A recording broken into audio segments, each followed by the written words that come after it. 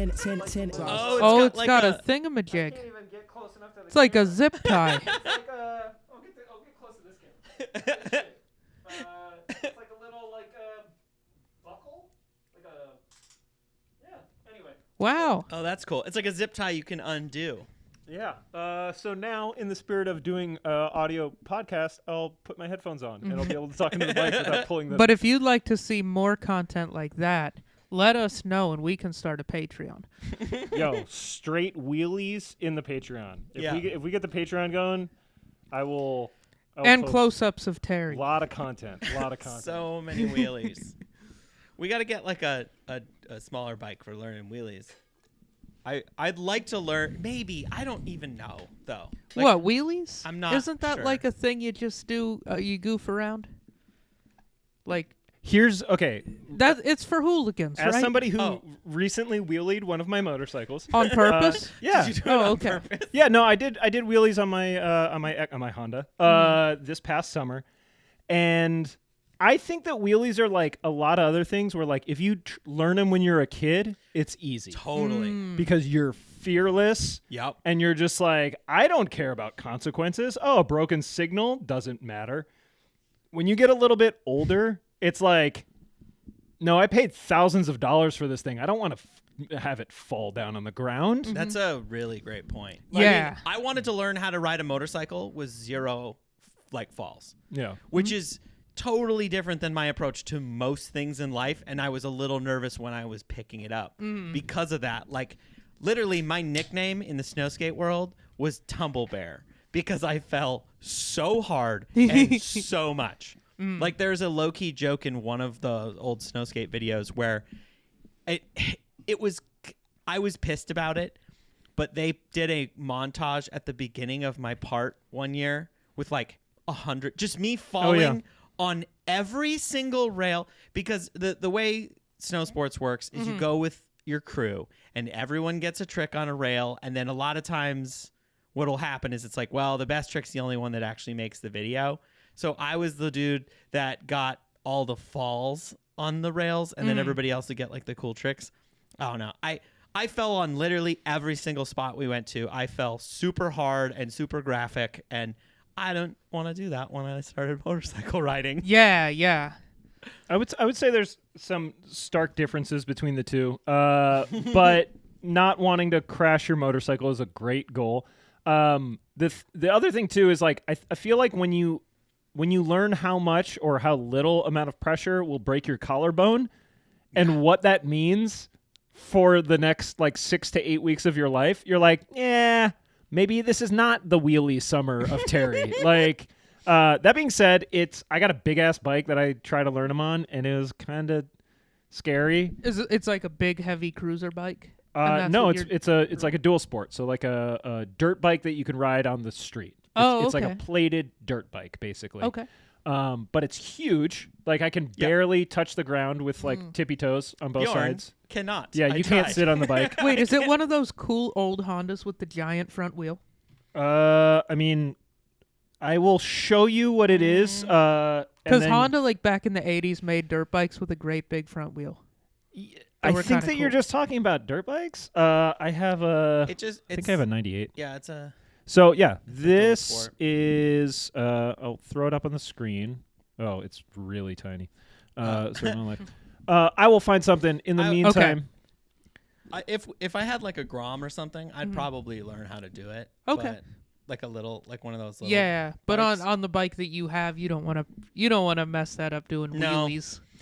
If I'm being totally honest, I'm not at learning to wheelie yet. I do have a memory of like, riding a motorcycle is such an interesting experience. Yeah. Oh, there it is. So that's my XR.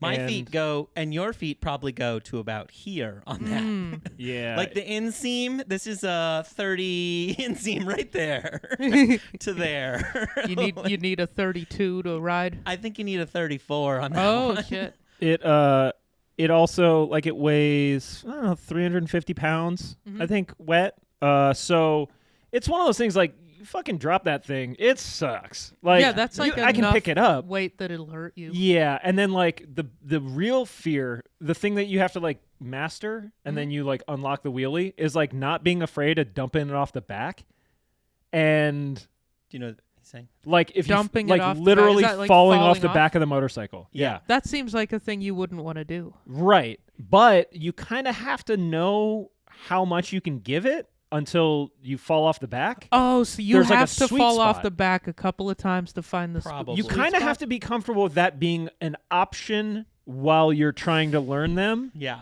And that to me is a risk averse. That's enough that I'm out. Yeah. Now if I had a smaller bike or like something else, then you could be like, okay, yeah, it's a little easier. But like really at the end of the day, so much of wheeling motorcycles, you see like 12 o'clock boys and all that shit. It's legitimately just being like, yeah, man, I'm gonna fucking do it. And then you do it, and then you can do it. And I think about it all the time. It's easier to wheelie a motorcycle than you think it is. Yeah. It's just the courage of being like, I'm gonna get this thing up, and I'm not gonna freak out. And I get nervous if So I it's probably- I've wheelied like a little bit by accident, just like off of the line at a stoplight, just where I did take the front wheel up, like I was just trying to go fast, and it's like, oh shit! Like I mean, I think I've I didn't always like it. been risk averse in that way. I never learned to wheelie my bicycle when I was a Yeah. kid. You know, you probably could do it, because I where you not like on a good. BMX bike or whatever, where I you couldn't do the thing where you like ride. No, Yeah. I couldn't Oh, ride you a couldn't wheelie. do that? I could Okay. I manualed a BMX bike. I could do that a little bit. but, like, manual meaning what? not pedaling. not pedaling. Like it's a wheelie. It's a wheelie where you just pull up and you just kind of hold it. Oh, I you could do hold that. a wheelie for like a sustained period of time. Yeah. Okay, I'm pretty I never sure even did that. that's what I it's never had a called. BMX bike. I always had like a little mountain bike to a bigger mountain bike. Not nice mountain bikes, but like mountain bikes, you know? Not like those crazy $1,000 bikes. Just Yeah. like bikes, you know? But I never had- could do any sort of sustained wheelie. I would wheelie about that much and it would fall right back down and be like, I did a wheelie. Briefly. I have an interesting. Well, maybe it's interesting. Maybe we'll just cut it out if it's not. When I was a kid, I remember I had a friend. He was really into BMX riding, and his older brother was into BMX riding. And then so like I wanted to get a BMX bike, so I asked for it for Christmas. I got it for Christmas, but then my friend's bike got stolen. Like it was like my best friend, and then his mom didn't want to replace it, so she just bought him a skateboard instead. And then he came to school and he was like, BMX is lame, skateboarding's cool, and convinced me, and then I switched to skateboarding, and that's the only reason I switched to skateboarding. I completely wanted to do BMX, but my best friend was like, nah, BMX is lame, we're skaters. Because his bike got stolen. Because his bike got stolen. Yeah. And like otherwise, it's such a weird thing how little like weird things in your life happen like that. But yeah, like so I did have a BMX bike, and like we hit jumps for like a week, and then when his got stolen, he was just like, nah. Like He's like, I'm off this shit. yeah, and really it was just like him just being a brilliant social person, I guess. Social marketing or whatever. I guess, yeah, like social marketing before I don't social know He was what an that is. influencer. He was He was an influencer. of one, Yeah. and that's why I That's where it skateboarded instead. starts. And then that BMX bike just sat in the garage, and my mom complained about it, how they spent all this money, and then I just didn't do it. But That's the nature of having a kid, You know, I think. The kid gets interested in shit, you buy them the shit, and then they lose interest in like half the things. I know. I mean, I and it's breaking my heart because like I probably took my motorcycle out last summer like I think it's got some dust on it. 10 times. It's definitely got some dust on it in Terry's motorcycle palace that we got going on. All right, Bjorn, what are these drinks? Because I really want what to was try it called? this. It was something. It was motorcycle themed. I wanted a motorcycle themed. It was I still loaded Gin up. and the Art of Motorcycle Maintenance. It's a reference to a book that I was talking to Nick about before we Oh started yeah, recording. it's called A Gin and the Art of Motorcycle Maintenance. Yeah. okay. Oh, And that's- it's gin, lime, and rosemary syrup. all right. So let's cheers and see what happens. I'll tell the story of how this.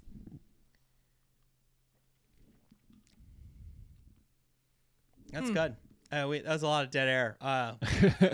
Very, very rosemary. Yeah. This tastes. You could marinate a steak in this, and it would come out great. Well, let's for a moment. We'll let the folks Deglaze know the pan. you guys did not have rosemary simple syrup. No. So you just soaked rosemary in simple syrup. Is that what you did? No. You cooked it, right? So I did. I actually halved the recipe because I was like, this is gonna yield way too much.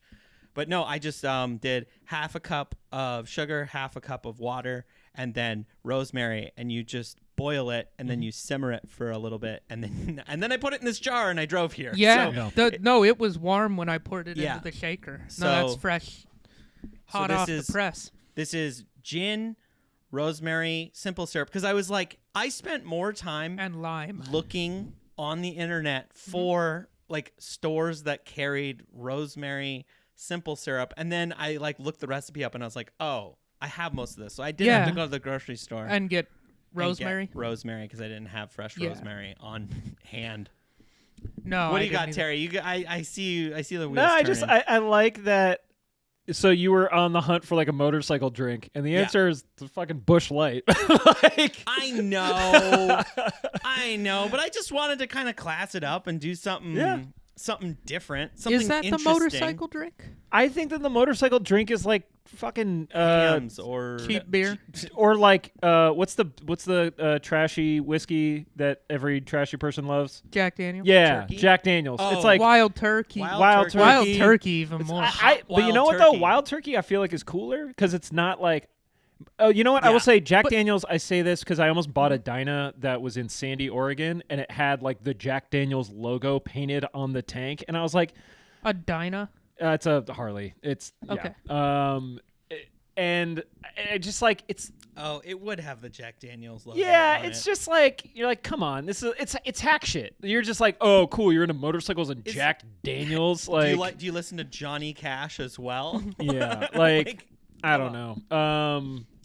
That would be like I think the dickhead motorcycle drink, and then once you get out of that, then you know motorcycle people are all different types. So there's all different flavors. Yeah, Well- I feel like there's a subset of motorcycle guys that are like would probably just put vodka in Monster Energy drink. Yeah.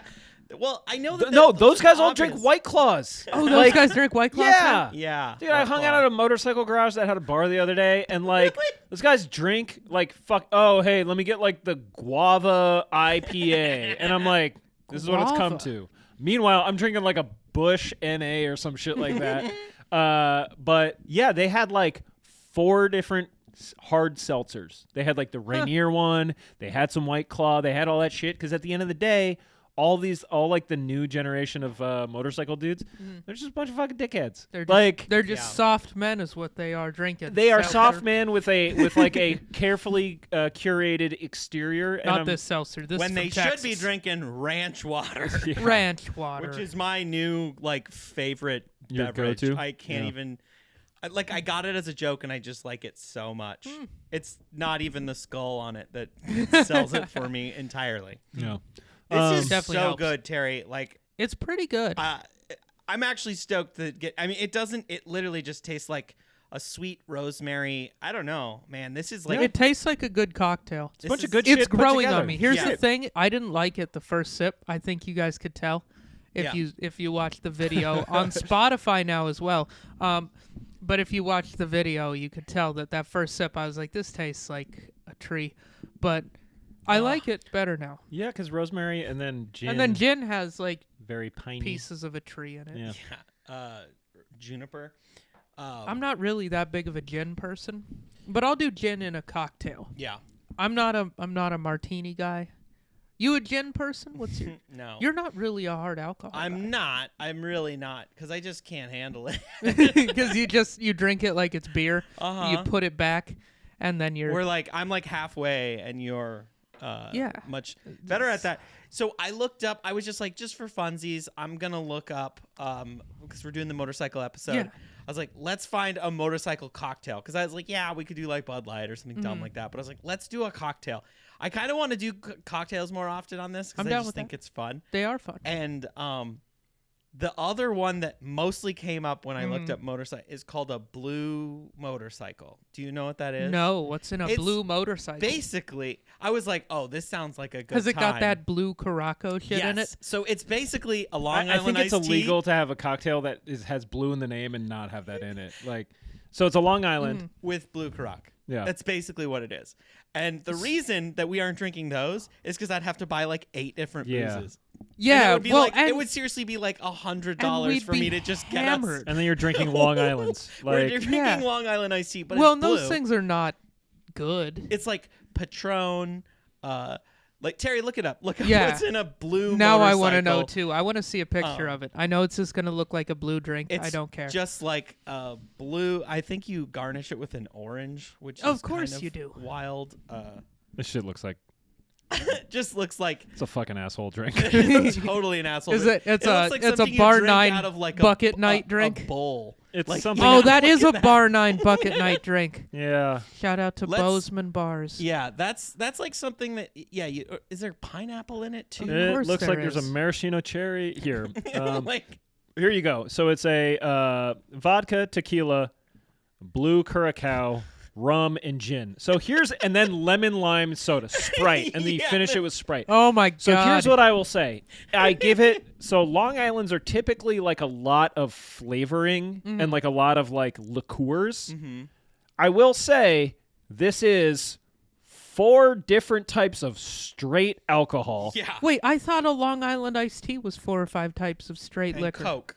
I thought it was whiskey, tequila, vodka, gin, and Coca-Cola. And Coke and a I splash will. of Coke. You know what? You might be right. It's I don't know. something Wasn't like a, that. I looked apologize. up- I wasn't I a big looked up- Long Island iced tea drinker. No, when when I first started, imbibing. That's when a I first start started drinking, I looked up the recipe and I made one at home, and it was revolting, and I've never had another one. So Really? here's I drank a Long Island iced tea by myself in a living room, and I was like, Tracks. I've This made tracks. a cocktail. This tracks. It was so I fucking made a bad. cocktail with 9 boozes in it. Yeah. Yeah, I got you get the little like airplane bottles. no. Or did you I go full had a bottle? full bar. I still do. I have the full bar at home. I have all the alcohols. Well, yeah, we had a full bar at my Yeah. my house. I'm not going to pretend. Meanwhile, you could have just gone to the store and bought a 2-liter of Tom Collins mix and then added gin, and that would have been a nice a drink you probably would have liked a lot more. For the record, liquor.com is telling me that a Long Island is Yes. vodka, rum, tequila, gin, triple sec, simple syrup, lemon juice, cola to top, Yeah. and then garnished with a lemon wedge. So I will 4 say kinds of booze and 1 kind of liqueur. It's insane that tastes like plus simple iced syrup, tea. plus lemon juice, plus Coke.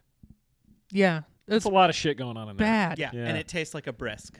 Like it's just bizarre. It never made sense to me. Yeah, I don't know that I've ever. I remember it tasted like alcohol when I drank it because it's a lot of alcohol. Yeah, Yeah. It was. it'll get you going. It'll get you Yeah, there. I'm This not drinking This is those. a dangerous cocktail. It is really good. It is. It does feel like you're just like drinking a tree, and it's awesome. Now It's got just enough sweetness. It's got the little subtle it's lime, not too sweet. and then it's got the herb flavor from the rosemary. yeah, that my Yeah. whole house smells like rosemary now. That's That's people Not the pay good money worst. for that type of treatment. it's like essential So, oils. you guys were you could talking join about- an MLM.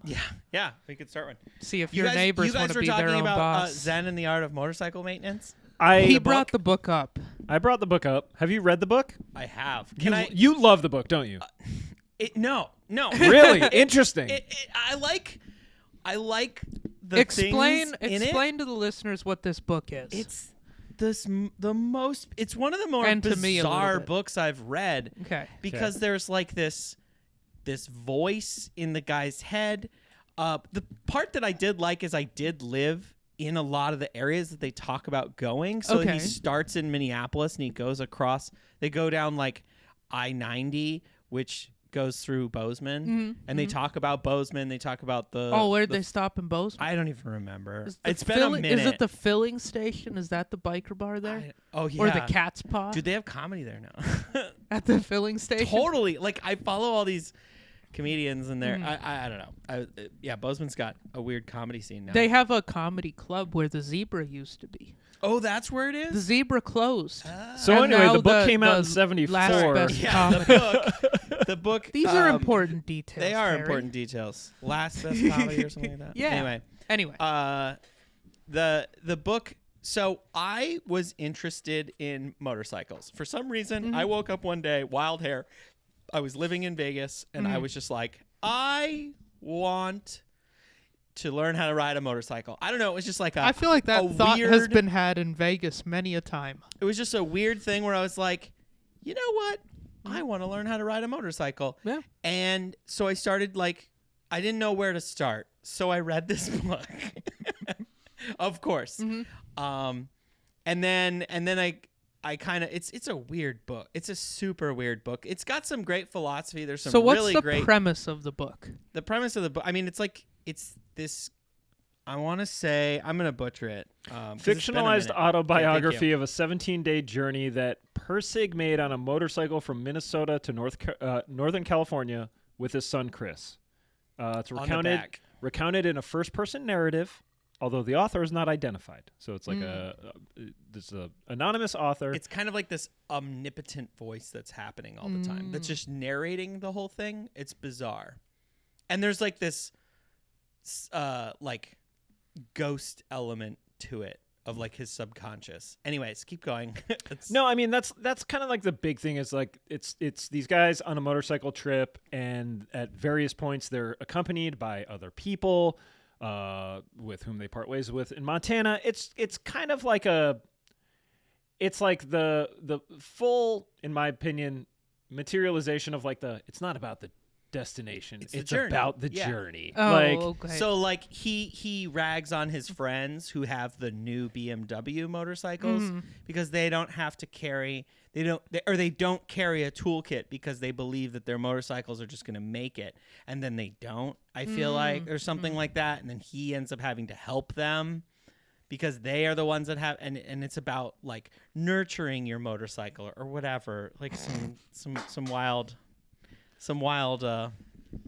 it's some fucking bullshit. I'm gonna say it. It is. There's all this like Buddhist philosophy in it. Every single time, with the exception of right now, that people have brought this book up to me, they're just like, "Oh my god, They talk about it like it's fucking Kerouac, and I hate Kerouac. Don't read so it. Read some quotes from it. That's it. That's all you need. It's just, is it like a little bit pretentious the whole way through? It's just confusing because there's like 9 voices happening because it's just weird. It's Okay. so weird to track. So it's one of those books that's so complicated that people pretend they like it so they can sound I feel smart. like that's No, what it hold is. on. I think that it's likely a good book that is enjoyed by dipshits. Like, so it's a dumb book. It's like dumb Colorado people. was a book. Like, you're just like, it's got some really good stuff in there, but like, man, Yeah. the only people that want to talk to me about it are fucking dipshits. Like, I'm Facts. sure that you can glean a lot from it. I'm sure that there's like very good like critique of it, whatever. But at the end of the day, people kind of get to it the way that Bjorn did, which is just like, oh, that is a lot of interesting words combined together for a title. And then it's built up like this mythos as like this, like, oh, you gotta read it. And I'll tell you off air, Bjorn, who told me to read it. I was like, yeah, go fuck yourself. Oh, okay. I'm excited. So I will say, though, I mean, even literally just like Googling like good Zen and the Art of Motorcycle Maintenance quotes, that's all you need. That like, just yields read like a list of like some top good 5, results. and that's all you really need. Because Some good eye that's- rolls in there. Or? No. I'm just saying, like, if you want to get the like stuff The from gist it, Gist of it. you really don't need to read. The story just really bungs up all the great quotes that are in there. Oh, in my okay. opinion, if you have any interest in it. Okay, I probably won't. I might look up the quotes. Actually, I'm like, There's some that's good- my level of interest on that book. Yeah, that's what I would recommend. Yeah. Because I looked up some quotes at some point, and I was just like, that was in here? Yeah. I was like, I totally missed that. So you've got one piece of advice that apparently Terry Yes. gave you that you've repeatedly given me, Yes. despite the fact that I'm not really that interested in getting into bikes. Okay, so I always But this want to is- hit this. If any of our listeners want to get into bikes, this is evidently Terry and Bjorn's big advice. And pretty much every responsible motorcycle rider Yeah. in this country. Yes. if you're interested in motorcycles at all, don't read that book. Whatever. Like, that's not going to help you. Take what it is it's just take the like state required motorcycle class, because a whole bunch of things they take you from the most beginning, because of course my experience with motorcycles was just like some dipshit friends that own dirt bikes and are really good at it. I literally had friends that were professional dirt bike riders, and like they're just like, yeah, Bjorn, hop on, and then like that's how I'm learning how to ride a dirt bike. Like, they take you literally start in a line and you just like let off the clutch and go 2 feet, and then you like walk the bike back. Like, they take you nice and slow, and then they make you do all this stuff that like you wouldn't do. Like, I would never like do the stop and starts as much as you do in the class, and that's like the most important thing. Oh yeah, because it's kind of like relearning how to drive a stick. Totally. Right? But because you're in the class with like 20 other people, you have to like wait in line. And one of the most valuable parts of the course, in my opinion, is when you're waiting in line where the teacher's like holding people back, and it's like, okay, and they're like counting 5 seconds till you go around the circle of the parking lot. And they're just like, and you're in line and you're having to kind of walk your bike and just feather the clutch. That is like such an important aspect of it. And I never would have done that. So it's like driving in traffic. Yeah, like stop and go traffic. Yeah. But you would never do that. You would just go. Like, nobody's going to sit there and just like, all right, I'm going to A lot of people sit there and do that. feather. Really? I literally did it with Andrew. So like another person that I got into motorcycles is our mutual friend Andrew. Yeah. And he had never ridden bikes before. He was interested in them. I hooked him, and then I went and bought one. I bought the exact bike that he was like looking for, and I was like, "Well, I got one. You can come out with me." Yeah. So he was looking at my bike for a minute. no, he wasn't. I mean, like, he saw your bike in the garage, and he's like, "Oh yeah." I was like, "Seems like Bjorn's having a good time." I was like, "You could have a good time too, man." But like, the little Kmart where all the Proud Boys had their little rally, that used to be our training area, and we would go there. I would set up cones. And I'm like, dude, we're going to do slow speed maneuvering. We're going to do like, you're going to do clutch control. You're going to do all this shit. And had he not done that, when we finally went off road with our dual sports, like, he needed help because he just didn't have the fine motor control of like clutching and throttle and the mix of the two and the whole thing. I would say if people are like, yeah, I'm going to get a bike and I'm just going to get out and hit the open road. No, don't do that. You're going to fucking crash. This is the thing that like, I'm already on the soapbox, so I appreciate you letting me go a little longer. Yep. Nobody wants to do the fucking work. Just do the fucking work. And then guess what? You don't have to like cringe when people are like, oh, hope you're an organ donor. Like, you can just be like, hey man, I'm a responsible motorcycle rider. I minimize risk. I maximize like mitigation of risk. Like, I am being as responsible as I can. Now I might get broadsided by a fucking Mack truck, but that's out of my control. Like, I'm just removing all of the things. Unfortunately, people get really horny and they want to get on the bike and just like open the throttle up. And that's why I echo Bjorn's plea of like, not only are I think most states are you required to take the MSF, take it as early as you can. Yeah. Because one of the things that people suffer with is they will ride bikes and they will develop a bunch of bad habits that are then really hard to break. So, like, if you've never ridden a motorcycle, the best possible way to start is to go take that class first. I would say because it'll be a way to start without building any bad habits. The sooner you can take the class, they have bikes for you. You don't need a ton of gear. It's like $250. So you need boots and gloves. That's all they require. And you don't even need boots. Like, it's one of those things. I wore my Tim boots. Yeah. If you go to the thrift store, you can get boots for $10 that will completely meet the need of the MSF. And it will also like let you know if you're really serious about wanting to do this, because there might be someone in the class that's like dropping their bike. You might drop the bike. Like, it is the reality check that I think a lot of people need, where they're like, oh shit, I don't know if I want to go 100 miles an hour on one of these things. Did you have anything wild happen when you took the class? No.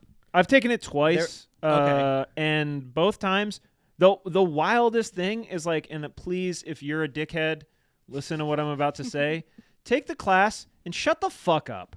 Like, I don't know if you had this in yours, but I The had know-it-all? yeah, Yep. the know-it-all, like the guy who's just like, yeah, man, well, I've been doing like charity runs because I'm a volunteer firefighter, and like, yeah, and like, dude, and then like you get out on the bikes and they just don't know what the fuck they're doing. Yeah. And they're like, oh, this is weird because like my big ass Harley's way heavier than this thing. And it's like, yeah, this is supposed to be easier. You're bad at riding motorcycles. That big swinging dick that you had in the classroom, it got a lot smaller when you got on the Right. bike, didn't it? Shrunk up a That's my thing is like, you're there to learn, not to talk. Yeah.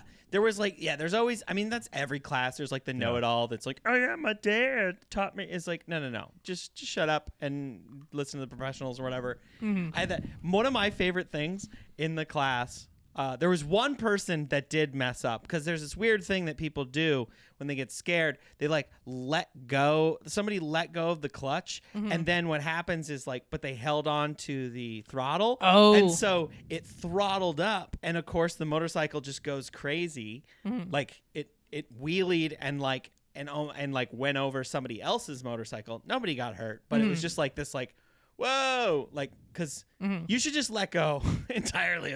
Don't hold on with one hand. That's you never want to let go of the clutch, but hold on to the throttle. That's stupid.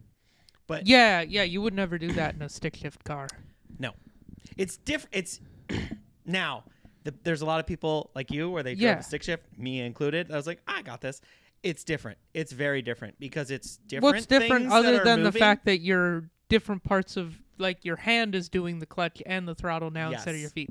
Is that and your what's foot's different? doing a brake too. There's a brake. There's a foot brake. Yeah, and your So, like- foot's doing the shifting. Yes. So Yeah. what's cool about a motorcycle is there's nothing in my life where like my feet and like there's just something beautiful about all your legs and Both arms. of your just, feet like, and both of doing your hands have a something. task, and your There's something just so Okay. beautiful about We should go that. upstairs after this. You can get on one of the drum kits and then understand what like but I think drumming. like that's the closest thing is like you watch somebody that plays the drums. They're working the hi-hat with their left foot. They're working the bass drum with the right foot. Yeah. They got both hands going, and like the drums are way more involved, but it's similar in spirit. So Yeah. I'll agree with you there.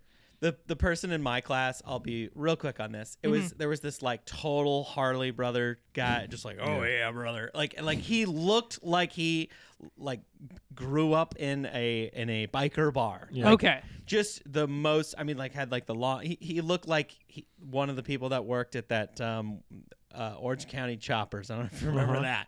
Like he looked like that guy. Like the big mustache. And Oh all yeah, that. and like knew all this stuff about Harleys or whatever, and all his buddies were into it, and he had his own gear, and he was just like, yeah, I'm just taking this because it's a formality.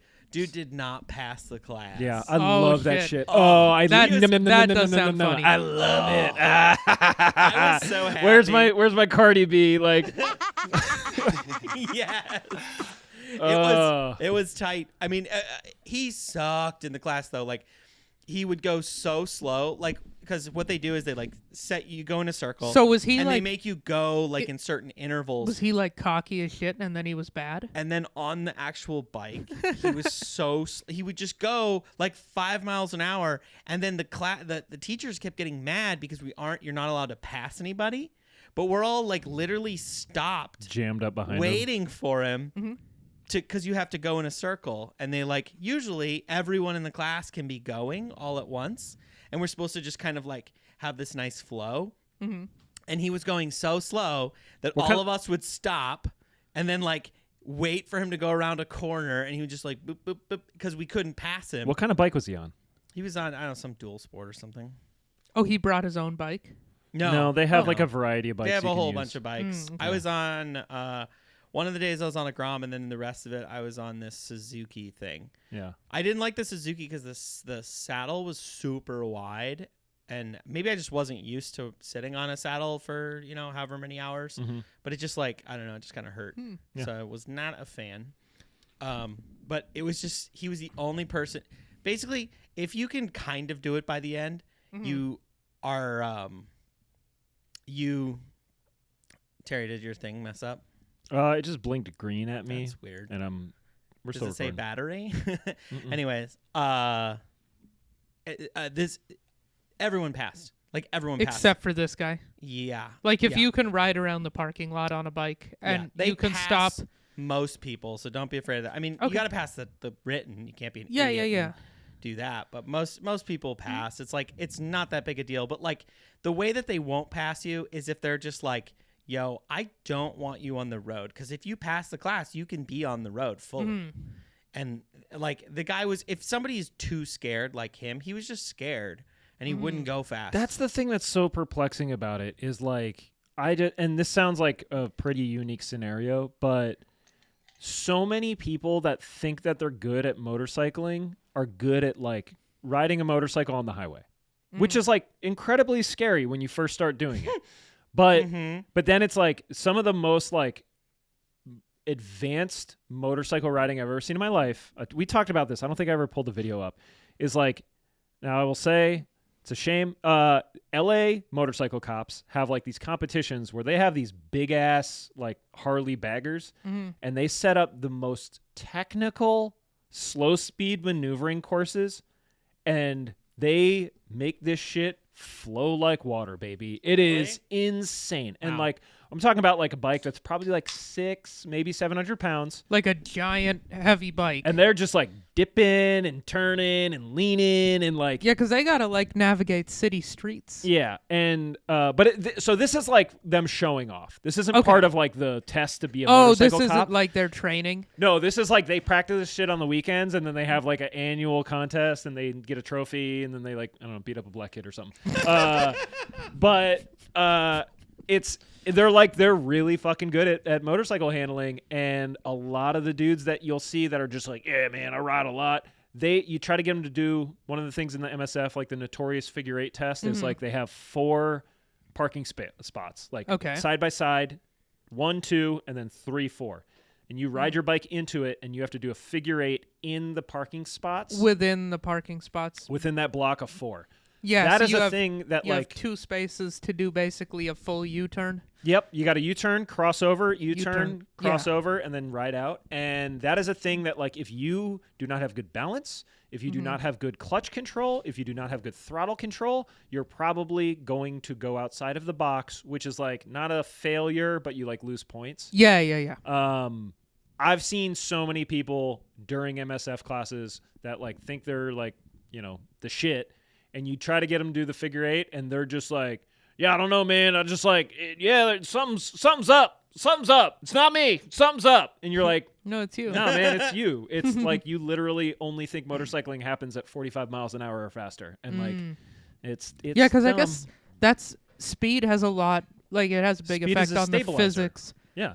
of a car too, but especially with a bike because like at really high speeds. I've watched videos of people racing bikes, and they can lean way over. Oh, yeah. But I don't think you could do that at 10. That's probably Like still if you not watch the super Isle of confident Man in that. Tourist Trophy, you can't be doing that shit at 10 miles an hour. Yeah.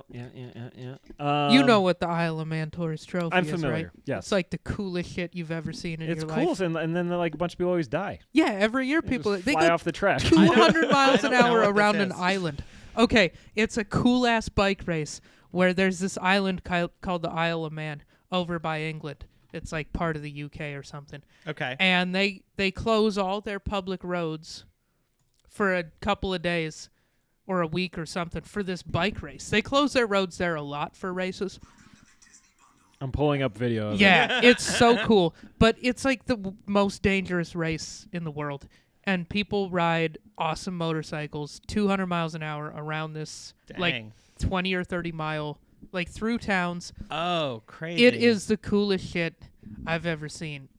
Like, this would be one of those things that if I had the chance to go see this live, I would take It's that fucking, chance. wild. it's cool. Now the thing that you can't really see here is like there's a lot of exposure. So corners that like you just take too hot, and you might fly off a fucking cliff, man. Like, Yeah. Oh. There's a lot of places like they go up and over a saddle, like from one side of the mountain to the other, or the island. So they go up and over like just a big hill with lots of curves in the road.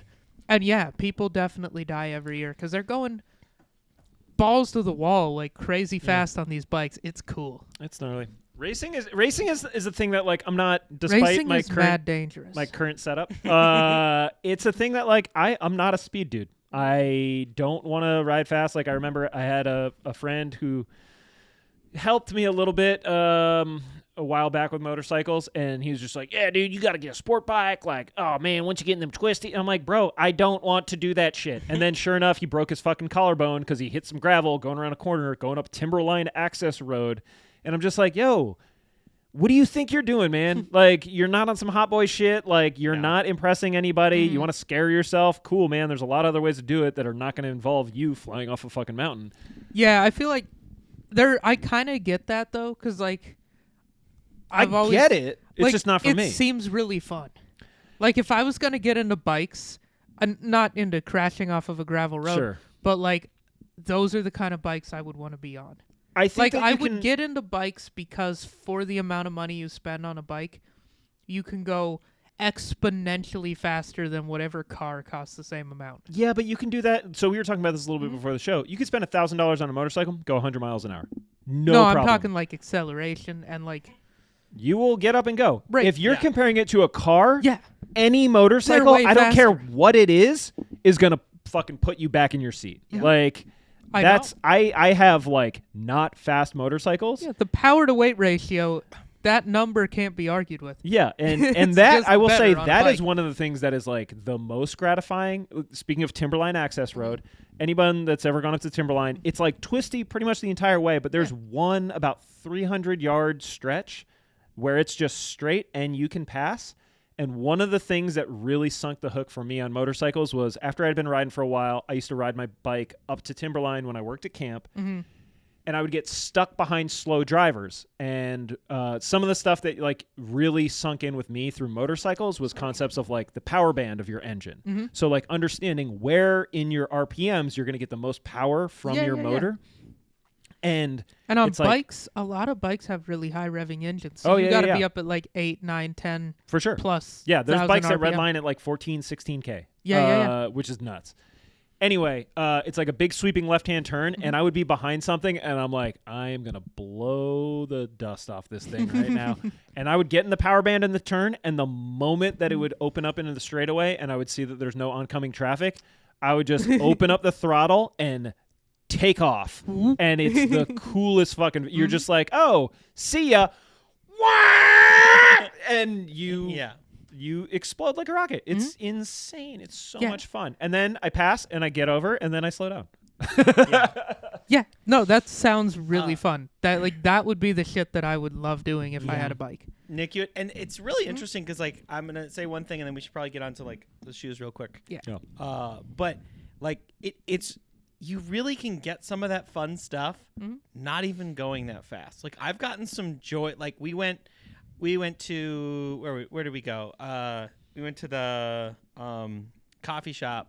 This one. Oh, out at St. John's. We went to CC's. No, not St. John's. We went to the other one, the one in Newburgh. Oh, yeah. We rode up And to we Newburgh. like went through like wine country, and it was just like windy roads. We were going like, I don't know, 25, 35. It was the funnest shit We were doing ever. like 5 or 10 over the speed limit. Yeah, I've never gone 35 in my car and been like, "Yo, this is dope." But like, it was so fun. It like going through wine country and just like rolling hills and like fun twisty corners and just like you can just get this like cool joy just from like a pretty basic thing because you're leaning into corners and like that flow state of like, hey, I just hit that corner just perfect. Yeah, Like I mean geared that's it a sports just car thing right. too, though. Like most, like classic sports cars are slow. I do that with Like- my car a little bit, but Yeah, no, but like a classic sports car, like the Miata, which is a reproduction of like old British sports cars. What a sports car is supposed to be is a small light car with an engine at the front It's and a drive roadster. at the rear. Yeah. Yeah. So it's just a fun little car that handles well. It's not fast. The Miata, Incidentally, I looked at renting a Miata today. yeah, the Miata's like a 9-second 0 to 60, Bro, maybe 7 now, but it's a slow car. MX-5 is a fun car to drive. Oh, they're dope. I love them. Yeah, if you don't like a Miata, it's because of toxic masculinity. If you don't like a Miata, it's because you don't like cars, because it's a great car. It's a dope little car. This is you like get a NA headlights. oh man, I'm go so up, glad we're talking about this headlights because go I'm gonna down. be like, oh yeah, that shoe, that's the Miata, and Nick doesn't like it. Because No, I I think like what- Miatas. No. But what I'm saying is, you're I've- talking about like the person who appreciates cars. Yeah. Doesn't have to be the fastest. No. Doesn't have to be The person sleekest. who really appreciates cars would like a Miata or like a Lotus Elise Or like way more any than they car. would need like a Dodge Hellcat. Uh-huh. Then again, they'll also like a Dodge Hellcat Yeah. because that's cool for what it's for. If they like cars, you just appreciate every car for what it's for. And I think this is where I am with a lot of the motorcycles, where like now because of fiscal reasons and space, I can't own every single motorcycle in the world. But I've like picked the ones that like really fit the niche that I want to be in. But if you were like, hey man, do you want this 1988 Ninja? I'd be like, fuck yeah. Like, oh, it's got 2 wheels and a motor? Yeah, I'll take it off your hands. Like, I'm not going to pay you for it. But like, I'd love to ride that thing around. If you're like, oh, I got this old like BMW like late 60s bike. I'd be like, hell yeah. I'll ride that thing. Like, the answer is going to be, oh, I got a little 125 like dirt bike. Hell yeah, I want to ride that dirt bike. I want to ride the bikes no matter what they are. Like, if anyone offers me to drive any car, 100%. I will drive that car. If you were like, hey, you ever drive a PT Cruiser before? I'd be like, no, but can I open it up? Yeah. Like, Is it the turbo? They made it with a turbo. I just want the That's wood so paneling funny. on the side. It's so cool. They actually made the PT Cruiser with like the turbo engine that was also in the SRT4 Neon. Okay. And that's like low-key kind of a cool little sleeper. That's Because the hilarious. PT Cruiser's notably such a huge piece of shit that it's kind of cool that there's a fast one. All I remember about the PT Cruiser was in like high school or middle school. Like one of my friend's parents got one, and they were just like, "Yo, you guys want to go for a ride?" Like everyone was all excited to go for a ride. Like when in it first And came I was out, just wasn't like, it like... It's a what? Bro, hold on. Didn't people think it was cool when it very first came out? People loved the PT Cruiser Yeah. when it came out. Oh, The tides have shifted on the PT Cruiser, and now it's like a meme car where Yeah. you're It's just a like, meme. you're like, it's so But stupid. I just remember that was like the car where it was just like It was like the "Whoa, beginning of the so-and-so's retro mom thing, is right? Picking Yeah. you up in a PT Cruiser Oh, with it wood says paneling. Cruiser. Like, Yeah, it was like the start of when cars were retro. it was Like retro styling in cars. I will say the one that everyone universally hates, but Bjorn likes probably for this specific reason. I like the HHR, the Chevy HHR. Do you know what that is? I know what it the is. Chevy PT Cruiser? It's basically the Chevy PT Cruiser. Yeah, we rented one time. Oh, it's like, as probably a family. trash. Like I have no idea. No, it's I a car. liked it. It's- I liked it. yeah. Everyone hated it. Everyone was just like, "Oh, that thing sucks." It kind of looks like a very tiny SUV, so I kind of get why you It like does look like a tiny SUV, but no, it looks like an old mob car. Yes, it it looks looks like like something that like Dick some Tracy. mafiosos That's are going what to I be think hanging of. out of. They the made movie an Dick Tracy. They the made Warren like Beatty. an SS version that know. looked pretty good. It had like chromies on it. This. There it is. Yeah. Shit. I don't hate that. I I- think it looks better than the PT. Shoddy Cruiser. ass the car. SS. Get out of here. Oh, I I would don't know why I like this car. I have no idea It why looks I like like the this car. Dodge Magnum's What do you fat, think- ugly friend. Yeah, it's a Chode Dodge Magnum. I love it. Is it the SSR? Is that That's the one that was? SS too. No, was there an SSR that was like a weird truck thing? Yeah. Oh, okay. Find that. This is Yeah. like this that is was like a bubble truck, and then it Yep. always had the covered bed. Covered bed It looked like and a convertible top. it looked like a Yeah. character from the movie Cars that did not come out for like See, another like 14 I years. Only I came in, don't like, hate that. I've literally only seen I'm it sorry. in like red or yellow. Hold on. I don't hate Pause. that. What? Here's a couple cool things about that. I believe that came with the LSV8. Brother, this guy stinks! Okay, it doesn't look great, but This man!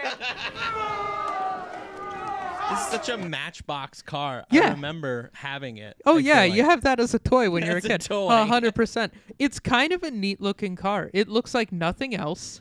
It looks bad, but it looks like nothing else. And it has a V8 and it's rear wheel drive. I knew that you would like this. It's I like don't know why. it's like a goofy muscle car ute. It's what the Australians call a ute. Oh my god, that's so fun. I would I want to drive one though. Me too. I would drive around in that You totally and have would. a hell like of a time. Troll in that. Like I wouldn't own that, but I'd take her for a spin. ooh. Yeah. I'm trying to remember. Like, Look there at where are the angles review of mirrors this- Are. They're like up there. Yeah, that's kind of cool. Is that a thing? I can't believe they did it. How I many love years this did they car make because this? it's so dumb, but they did Two? it. Yeah. Not very long. It sold terribly. How about the Chrysler Prowler? Remember Hold on, that? We're not done with this yet. We're not? Ooh. You can get it in chrome. No, that's a custom job. Yeah, which somebody paid. Yeah. Honestly, with this car, I mean, this It's a just real good grocery getter. Like, look at all that cargo space. Yeah. For your groceries. Purple. Oh, that's Doug DeMuro. Shout Who? out to him. He makes some of the best YouTube videos about cars. Doug DeMuro. That is Doug DeMuro. Yeah. That's a weird. You know what, Nick? I'm This- kind of with you. I don't know what it is about. Yeah, this one. it's so so dumb, dumb. but I Oh like it. my I God. can't not like You it. know what? Here's the thing. This photo that we're looking at right now. Yeah. Now you like it? No. Oh. All right, have you turned? No. This photo Yeah. makes it seem closer to like the actual Woody Jeeps that like all the surf boys back in the 60s had.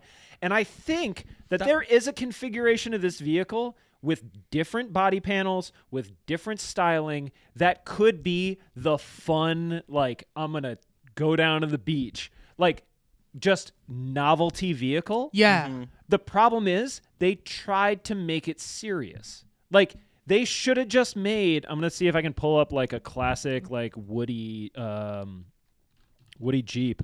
But like, man, they should have just committed 100% to like, these are not the best. This is I know what you're talking about. Yeah, like There's a new Jeep thing that's coming out, the Wagoneer. I've It's seen a couple of those. It's a ridiculous. great big expensive Jeep truck SUV Yeah. It's thing. well, it's like a. Was it the Wagoneer? That was a Yeah, the Woody Grand truck was, right? Wagoneer. The Grand Wagoneer, or am I thinking of something else? I think you're right. I think that's totally what the Jeep Woody yeah, back in the day. it was the Wagoneer. was. I'm just really trying to find like the classic like Jeep or not Jeep, but like the classic like surf mobile. I know what you're talking about. Yeah. I had a This is Matchbox one of those too. cars like, yeah, it's ugly. This SSR, just to go back to this, I feel like I like it. It's like a because 2000. It's like a truck version of the 2000 Beetle, of the Here's- new Beetle. that Here's they part did. of why I like it is every time I've seen one, I couldn't stop looking at it. It was just there, and I was like, look at that. Dude. That Not- thing's not- so different. I saw that BMW electric, the i8 or whatever, Yeah. and it was in like this wild The like chrome. supercar looking one. Yeah, it was in this wild chrome, and I was like, I could never. It's so over the top, but at the same time, you're like, I just like seeing it. I could never. Let's let this run. This thing is attempting to reconnect now. Connection lost. All right, we are back. So we were talking about lousy trucks. We fully got distracted. We should get into this. Yeah, we definitely should. Well, so Bjorn, you brought This is a motorcycle episode. I and brought we my started talking about cars, yeah. but you got motorcycle boots, right? These are, I think, technically they're motorcycle shoes. I would called. classify those as shoes. Yeah, that yes. looks like a shoe those sole. are like a sneaker. So Gore-Tex. what I liked about these is they're Gore-Tex. These are the TCX. I do not remember. They were on sale. They got an Italian flag over here. That's my people. So they are an Italian leather. Mm. I forget what TCX stands for. I totally looked it up before the show, and then I forgot. It's like technical something. X for extreme. For extreme, probably. yeah. These are great boots. They've got the ankle support, so they've got Okay, that. I feel it's real hard Yeah. on So the ankles. what you really want in a motorcycle footwear is you want something to protect your ankles and your ankle bones from getting crushed by your motorcycle Okay. or falling in the street. And then you want a flat. I like a flat, not a heel like this, because then it gets Not stuck like your on the, cowboy boots there. not like these cowboy boots, which are a bit of a lie. They're not. They don't go all the way up. They're just a little. They're just like. The ankle Oh, ones. you're just a poser cowboy. Got these. These are my grandfather's. I rated. What do they have a purpose? Like are these a specific type of riding you're supposed to do in these that you don't need the full height? The boot? These? No, the cowboy Or boots. these? These are to be worn with pants, and then you don't have to have them all the way like. Oh, the okay. cowboy boot. Huh, fascinating. I really like these boots. Okay. I really like these. I got. Do a you couple ride different in boots. these? Yeah, these are what I ride in. Okay. So you can see where my foot is. Yeah, and you can see So here where you shift. They did come with like a little protector that I didn't put on my. Nah, I feel like with motorcycle boots, that would be something that I would want them to like wear in the places where they touch the motorcycle. Like I would want them to have. So this is my clutch. Wait. That's your Clutch foot. shifting Yeah, yeah. foot because you can see it's all ripped up here, or Yeah. not ripped up, but like scuffed up and patinaed. Yeah. I feel like that's From it. important. Hitting the. Yeah, like you don't want yeah. motorcycle boots that don't have that, That's true. because then it looks like you don't ride your motorcycle in your motorcycle boots. Well, you say that, but both of you boys are wearing fashion jackets right now. Yep. Like the one that Bjorn's wearing is a All Saints jacket. I need to sell that because it's worth a lot of money. I like it. I'll tell you the price after the show's over. But I think, like, unfortunately, and I say unfortunately because it's my personal opinion, like the motorcycle thing has been like very similar to like the skateboard thing. Like you can dress like a motorcycle dude, and it's just fashion, baby. And then you're like, whoa, that's a cool jacket. And it's like, yeah, I paid a lot of money for it. And you're like, and it's not like neither of those jackets. If you were like, I'm going to buy a motorcycle and I'm going to wear one of these jackets, I'd be like, absolutely not. No, you're not. Those are not motorcycle jackets. This is a nice soft leather. This one is a harder leather. This for one sure. feels like you could wear it on a motorcycle. This is a shot. That's like an expensive jacket made in New York. Yeah, no, it's like It's not mine. I borrowed it legit- from Bjorn. It's mine. It no longer fits Bjorn. Yeah.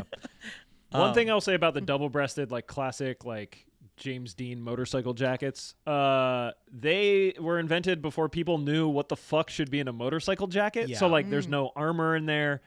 One of the most like common adages when it comes to motorcycle gear is that you dress for the slide, not the ride. So like, the goal is that, and if you. So there's a couple things I'll rifle off real quick. Yeah. Motorcycle, like people that are very serious about gear have the AGATT acronym, all gear, all the time. So it's like, doesn't matter if you're riding across the country or across the city or to the corner store, you wear all of your gear because like, I think the old hack thing would be to say like, oh, most car accidents happen within 2 miles of your house. But yeah, you don't know which ride it is that you're going to get sideswiped or whatever and thrust across the road. People have a tendency to think that like low speed, like 40 miles or lower, is like not gonna fuck you up. No, that shit will fuck you up. Like you can look up the skid distance of like normal clothes, like jeans. Like if you're wearing regular jeans, and you fall off your bike, you will slide for like 10 feet until you're sliding on your bare ass. Like it'll absolutely destroy that. Now these are 16-ounce Japanese denim. Do I get 12 yards? So with not only these? is it going to hurt your leg, it's going to hurt your wallet too, and you have to replace it. And so this is like the big thing is like it's with motorcycles, and I talk about this a lot. There is like the fashion, the aesthetic, and I think it's kind of naive to say like, oh, that doesn't matter, because I think it does matter to a lot of people. That being said, I also think that like people should be aware of the risk that they're taking. So if I had a friend who again was like wearing a jacket that's like a fashion jacket, I'd be like, hey, you know that like that's not going to protect you whatsoever. And if they're like, oh no, dude, like it's a motorcycle jacket, I'll be like, no, it's not. Like that shit's going to fall apart. Like I can recommend some that look like that will protect you, but they're going to cost 2 to 3 times as much. And depending on what it is, like if you ever actually have to use it, then you have to get rid of it and get a new one. So like helmets are a good example. If Bjorn were to drop that helmet off of that table and it hits the ground, in theory, you're supposed to get rid of You it. replace it. Yeah. I had Even the if it thought- falls off of that yes, table? if you drop it while you're carrying it. I've never dropped this helmet, but I had that thought while I was like bringing it in, 'cause like this is my legit helmet that I wear. Yeah. And I'm in all gear all the time. The only thing is I don't have I have You're not. couple pair of pants. I love you. You're not. What do you Neither am mean? I. All gear all the time would be like that riding shirt that you have. That's not gear. Okay. Yeah. I would say like all gear all the time to my definition would be full face helmet, protective gloves. Like these little ones that I had on before, these are fucking dirt bike gloves. These are thin as hell. If I fall off my bike, and if I fall walking, You don't I'm even gonna put a have hole the, in like these. knuckle. Yeah. These are like Yeah. flimsy. So protective gloves have like armor for. I mean, I have. These are my. I believe they're in my helmet. There's like a These are variety my of favorite protection. that I rock. Okay, those so the they've most. got little pads here. I would say I would not classify those under motorcycle gear. They are going to be protective. They're going to be helpful for like clutch management, throttle management, all that type of stuff. But like if you were to fall off, you'd probably want something that's a little more heavy duty. Those are like are those the CC ones or different ones? They're different. They're Yeah. different ones. They're Those are good. Scorpion. And this is the tough thing with like the all the gear all the time things is like there's never a threshold that someone's going to be like, okay, it's always like, oh, do you do what I do? If so, then you're fine. If you do anything else, then I'm going to be like, no, you could be doing better. I mean, I could do higher boots. Like I do riding shoes, which only go above your ankle, whereas the other ones go all the way up to like here. So Okay. it protects you from the bike falling on you. I mean, I try to like I have one pair of armored pants, but they're like my all-weather ones. So for what's like the- winter riding? I want to know what makes this not a good motorcycle jacket anymore. What does a good motorcycle jacket have that this doesn't? Because this feels like heavy leather. heavy leather, if it's not like stitched appropriately, first off, like Okay. that jacket doesn't have armor. So armor is There's no literally armor. literally pads. Back Okay. pad, You can have So a there'd be a pad shoulder like pad. on your elbows, on your back. There's I Spine should have brought in my protector. gear. There's typically like a cupped like protector for your elbows, any hard part of your body. So like I have riding pants that have hip protection, knee protection. Okay. Yeah. And it's like those are the things that like if you fall off and you land on those, you're gonna have a bad time. So Yeah. you wanna have, like, a little more Anything, protection. anywhere you've got like a bone that's kind of close to the surface. Some of my riding jackets have really reinforced like shoulder areas Okay. because like if you're rolling or if you're sliding, you're probably going to be on those. Mm-hmm. So that'll help out. And then for gloves, gauntlet gloves are kind of like the premier ones, and those are the ones that come up really high. There's also kind of techniques of like gauntlet gloves are in theory supposed to go over your jacket. Like people tuck them in under their jacket, that can allow for your jacket to come up. yeah. This is all like nerd shit. Like the No, gist but of it is like it's good information. I mean, it's stuff that like you make your choices and then you live with the choices that you've made. So like there's people that are like, yeah, man, I don't want to wear a helmet, but I have to legally, so I'm going to wear the dumb little fucking like yarmulke helmet.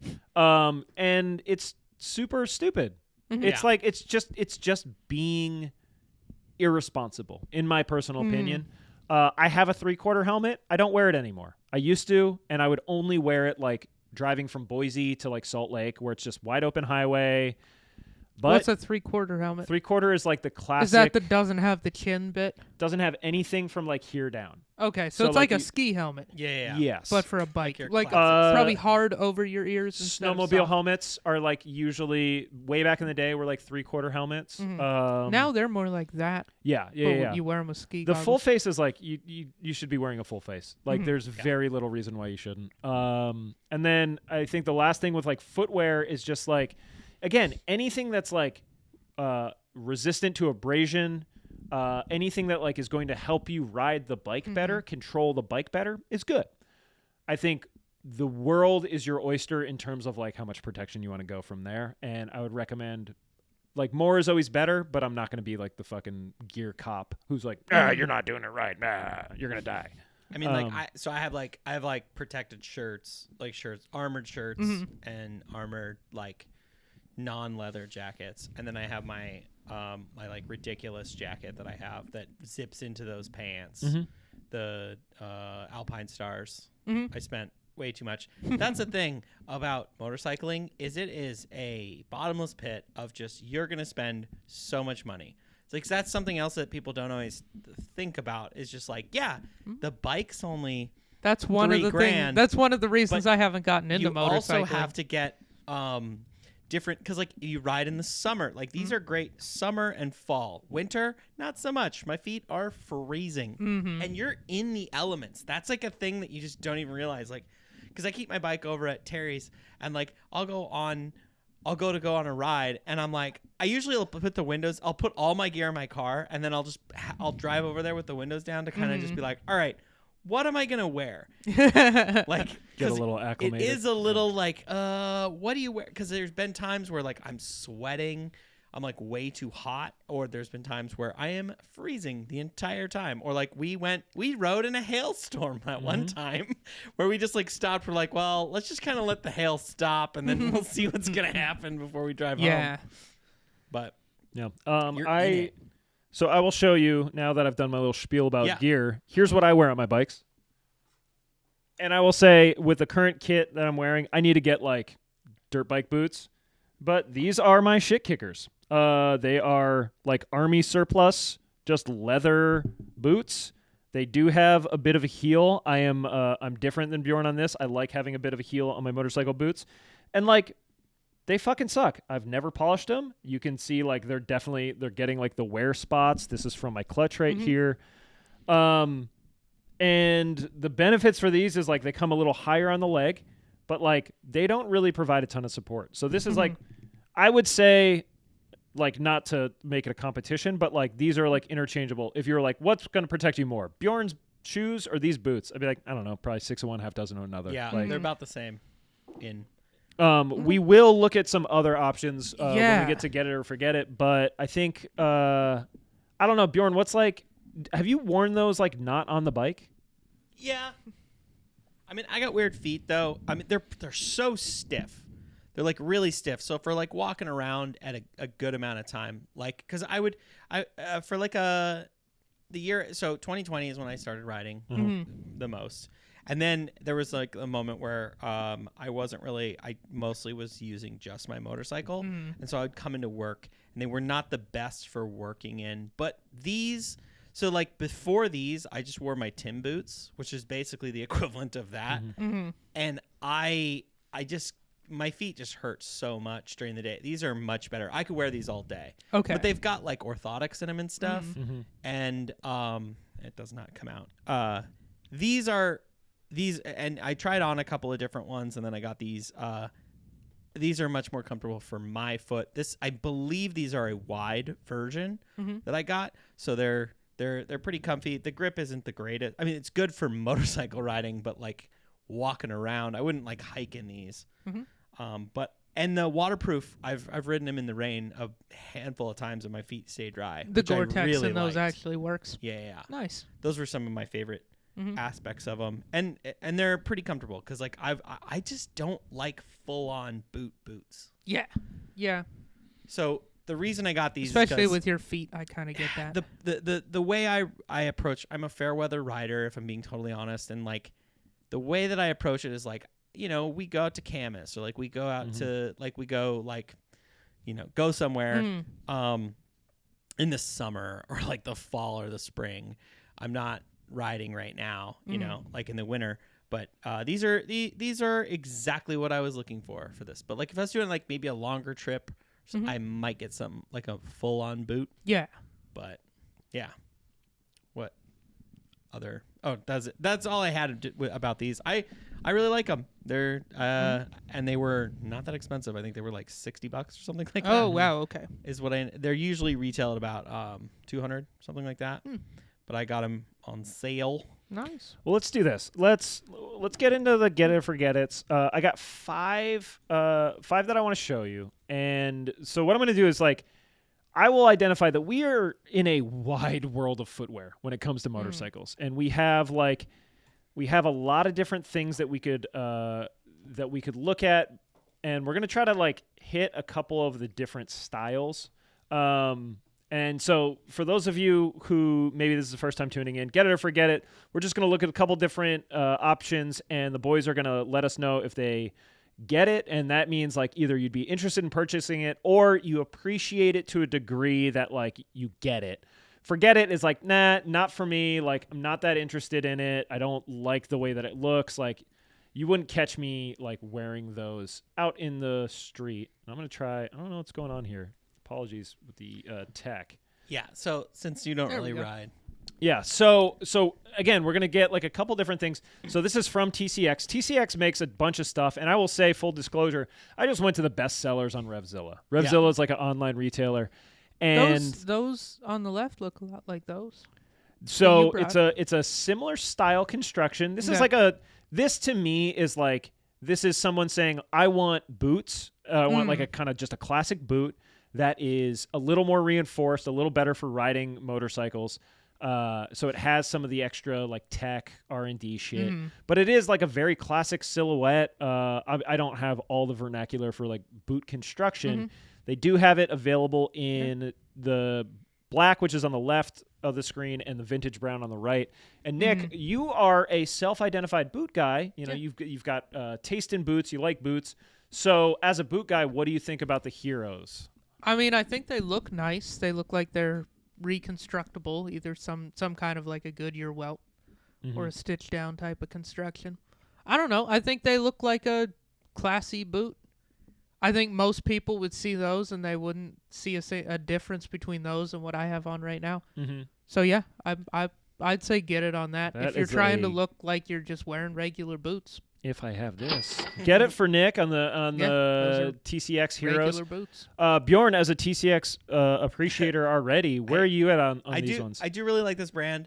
I want to call out something I really like about it is the zipper down the side. I really do like that. And that's a thing that you're going to see on a lot of this style because it's just so much easier to get in and out. Yeah. The laces are almost like for aesthetic purposes, which I find that's very interesting with these because in theory, you wouldn't want laces. We're going to look at some other boots, and they do not have laces because laces can come unraveled. They can get tied up in your bike. And they can get in your bike. Like, that's something that's huge with these because these are laced.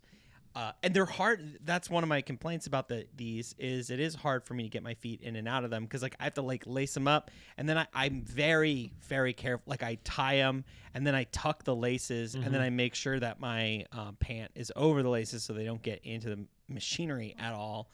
And sometimes I'll triple knot them or whatever so that I'll just like make a big knot so that there is no lace hanging out. No play.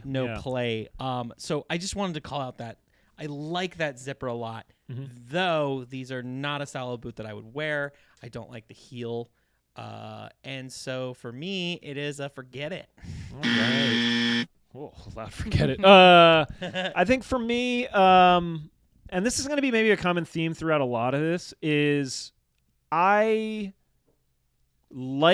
I mean, it's a classic boot style. Like, I can't, like, say that I don't like it. I have boots that look damn near identical, like you were just identifying, Nick. But, like, if I'm going to buy a pair of boots, I'm not buying these. I would probably buy, like, a nicer pair of boots and then just beat the shit out of them. Like, I'd love to get a pair of whites and just treat them like they're $100 boots when they're not. So I'm going to stay with Bjorn on this one. That's a forget it for me. Now, that being said, I am going to also include MSRP on these is $260.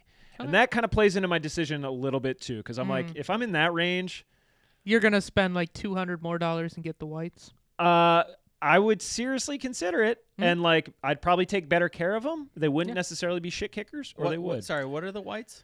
Whites is just a boot company out of Spokane, and they make like really nice, like high end kind of motorcycle. They started as like a logging boot company. Yeah. Oh, okay. They make But like engineer boots and. They started and they still make good logging and work boots, but they also make like this kind of boot and like engineer boots, bike boots. All right, so next up, we're going to stay in boots, but we're going to go with a notably different style. So these are the Alpine Star Tech 7 boots, and Alpine Stars makes these boots in a variety of different configurations, features. I would say that this is not the top of the line for Alpine Stars, but it's getting close. They make a Tech 8. It's about $100 more. We'll talk about price in a little bit. I feel like Alpine Stars is kind of like a expensive. It's pretty expensive. Alpine Stars is more of a premier brand for sure, and it's interesting because they do such a really in your face branding thing, which is pretty pervasive through a lot of motorcycle companies. Like I know for me, Fox was like a company that I knew was like motorcycle, like dirt bike shit. Yeah. They also do like a ton of mountain bike stuff, all these other things. Oh, they make suspension is kind of what they make. And they make them for trucks. I would say I had the similar approach with Alpine Stars. Alpine Stars for me for a long time was like douchebag shit because it was just like big logos, kind of expensive. Once I start getting into more like off-road motorcycle shit or like really like high-level race motorcycle shit, then I was like, damn, Alpine Stars is actually fucking low-key really sick. It just sucks that they're like the main brand that like race drivers or riders wear. They make a ton of shit. Yeah. Like you see, like all the Formula One guys, they all have Alpine Stars logos on their fire suits. It's and just shit. a company that's like all over the place, and I grew to appreciate it. This is, I think, 3 of maybe 8 different colors, but I try to get like a good mix of like you have the black and grays, the hot reds right in the middle, and then the kind of like Tutti Fruttis on the right-hand side. It's got like a neon like chartreuse pink. I'll stick with you, Bjorn. Alpine Star Tech 7s. What do you think about these? Okay, they remind me of like a ski boot. 100%. I'm so interested. I really like this one here, the gray one on the end that we've got going. And I hate to admit it, but like, yeah, this is kind of a get it for me. I like these. What are they going to be though? Like $400? We'll find out. We'll find out. I'm very curious how much they're going to be, but I definitely want to like try a pair of these on and ride in them. I think it would be a really interesting, fun experience. Nick, where are you at on these? I mean, they're so ridiculous looking. They look like snowboard boots to me. You know, but like they seem like they must be really good riding boots because they look very technical. You know, they look like I know they're built specifically for like racing. Like if I was doing the Isle of Man Tourist Trophy, I would buy all Alpine Star stuff, and I'd buy the most expensive thing to give myself that extra 1% chance of not dying. Incremental gain, baby. Yeah. Like when you see those guys in the like leaned all the way over in the corner and they're putting their foot on the tarmac at 180 miles an hour, they probably got these on. So these are a get it. If you're doing that, then you want to wear these, right? I will say I think Andrew actually bought these. Got him as did? yeah. And he was I think like as with a lot of the stuff that we called out that they look like, so like ski boots, snowboard boots, there's always like a pretty substantial break-in period. And I know when he first got them, he was like, dude, shifting fucking sucks. Like there's no flex to them. No, that's They're so rigid. that's why I want to try them on to kind of see. But that's one of those things you probably want that because that means it's got enough protection that when you crash at 120 miles an hour on a racetrack, with these things, it's more about like you don't rip your foot off. A lot of the dirt shit is like, oh yeah, you hit a jump and you dumped your bike and you just landed on your feet from 20 feet in the air. Oh, are these for dirt bike riding? These are definitely like an off-road style style boot. And I will say this is I'm really putting myself to the test. I'm definitely in the market for a boot like this. I'm going to go ahead and say this is like a get it for me. I wouldn't mind getting them like in this red to go with this kit. Now here's the cold water that's going to cool off my get it a little bit. $400. Oh, $400. Yeah. So that just seems like what that should cost. And well, you can get styles like this. Like TCX actually makes boots in this style that are like more in like the $200 range. I don't want to get a bargain on something. I think it's one of those things protect like my toes from not getting ripped off by a tree. And a lot of this, you know, I want the best. You're paying for the logo to a certain extent. Do you want Toyota to skimp when they put a seatbelt in your car? Right. Yeah. You want them to be like, we got a deal on these. I think like at the end of the day, so the one thing with me getting these, I don't know that I have big enough nuts to wear these just around town. Like I think that puts me in borderline, if not full on asshole territory. And like, they have buckles on them, dude. But like, wouldn't they be horrifically uncomfortable to just wander around town in anyway? But you might catch me wearing these pants this summer, like just around town. Then you should get these because that's should get these red boots or that the pink just ones. Matches the outfit. Now, I think like, now you've actually brought yourself. You're less of a douche if you have these and that than just that. And then like a white T-shirt. No, that whole kit. Oh, I can't wear the and whole the kit boots, in town. Then you're just it's just you forgot that it isn't Halloween. That's awesome. Like, what would you think if you saw a guy in like a full basketball jersey, shorts, like sweatbands? And I like would think shoes? I was back in middle school. You'd be like, what the fuck is going on? It's kind of like honestly, back in whenever college, I wear like my Toro Reds or my Toro Bravo 5s Yeah. with a red shirt. Like it works, but it's just like, what You're the like, fuck you're are like, you what? doing? Yeah. It's like you wanted people to see you today. I've done it a couple times. I'm like, oh. So that was the rare triple get it. So shout out to the Alpine Star Tech 7s, and if I get them, I'll bring them on the show. I'll see what Andrew has. I don't know if he has the 7s or the 5s. Okay, but if he has the 5s, then he can get out. Next up is another company, Built. They make a ton of stuff, and these are kind of like more in the style of your TCXs. Yeah. Yep. These are the Dexter shoes, notable bowling shoe company as well. Mhm.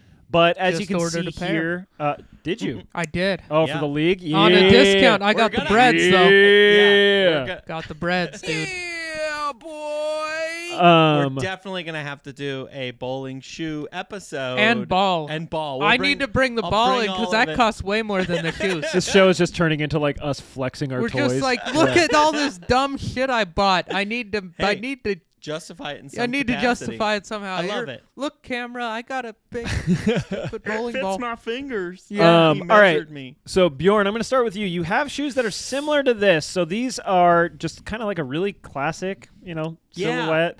I'm gonna say, I do like a riding shoe, but these look too much like a blazer to me, so it's definitely a forget it for me. They kind of look like a combination between a blazer and a Chuck Taylor or something. They've got like the little circle on there. I mean, they do look nice, but they're definitely still a forget it for me. Nick, what about you? I like Bjorn's better than these. These look cheap to me. They do. look a little cheap. I They will acknowledge kind of that. have I don't like like- a Skechers feel Yeah, to them. they look like they were like. They look like what your mom buys you when you want the nice riding shoes, Mm-hmm. but you're These are gonna like the grow. Payless ones. Yeah, you're Yeah, gonna these are grow. the This Payless. is what you get when you're still growing, and I like that. I'm yeah. grown, and so these are forget it. Forget it for Nick. Yeah, I just wouldn't be excited to put these on. Like I No, like they're putting these on. These boring. are pretty sick. Yeah, So those are but I nice think like Italian. what y'all are identifying as a bug is a feature for a lot of people because some people don't want the fashion aspect. They just want like a black shoe with a white Nerds. sole. Yeah. And I will say that under normal circumstances, I would be in that category. But guess what?